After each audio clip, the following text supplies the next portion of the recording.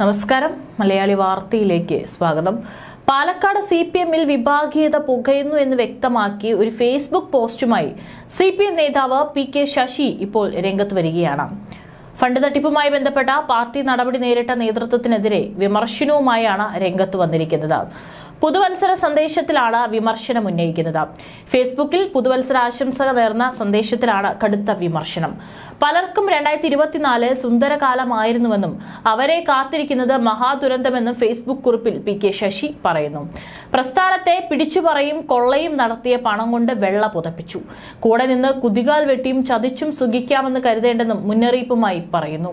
എല്ലാവർക്കും മോഹഭംഗത്തിന്റെ കാലമായിരിക്കും വരാനിരിക്കുന്നതെന്നും PK ശശി കുറിപ്പിൽ രൂക്ഷമായ ഭാഷയിൽ വിമർശിക്കുന്നുണ്ട്. ആക്രമണകാരികളും ചതിയന്മാരും ഒറ്റുകാരും ഒരു കാര്യം ഓർക്കുക, വരും കാലം നിങ്ങളുടേതല്ലെന്നും കുറിപ്പിലുണ്ട്. പാർട്ടി വിരുദ്ധ പ്രവർത്തനത്തിന്റെ പേരിൽ PK ശശി തരംതാഴ്ത്തൽ നടപടി നേരിട്ടിരുന്നു. ഇതിനെ തുടർന്നാണ് ഫേസ്ബുക്ക് കുറിപ്പിലൂടെയുള്ള പ്രതികരണം. നേരത്തെ പാർട്ടി നടപടി നേരിട്ട PK ശശിയെ CITU ജില്ലാ പ്രസിഡന്റ്, ചുമട്ടുതൊഴിലാളി യൂണിയൻ പ്രസിഡന്റ് പദവികളിൽ നിന്നും നീക്കിയിരുന്നു. KTDC ചെയർമാൻ സ്ഥാനത്ത് നിന്ന് നീക്കുന്ന കാര്യം തീരുമാനിക്കേണ്ടത് സർക്കാരാണെന്നും പാലക്കാട് CPM ജില്ലാ സെക്രട്ടേറിയറ്റ് അറിയിച്ചു. CPM പാലക്കാട് ജില്ലാ കമ്മിറ്റി അംഗം PN മോഹനായിരിക്കും പുതിയ CITU ജില്ലാ പ്രസിഡന്റ്. അഴിമതി നടത്തിയെന്ന് അന്വേഷണ കമ്മീഷൻ കണ്ടെത്തിയതിനെ തുടർന്നാണ് പാർട്ടി പദവികളിൽ നിന്നും PK ശശിയെ ഒഴിവാക്കിയത്. CPM പാലക്കാട് ജില്ലാ സെക്രട്ടറിയെ കേസിൽ കുടുക്കാനായി ശശി നടത്തിയ ഗൂഢാലോചനയും പുറത്തു വന്നിരുന്നു. ഇതും നടപടിക്ക് കാരണമായി.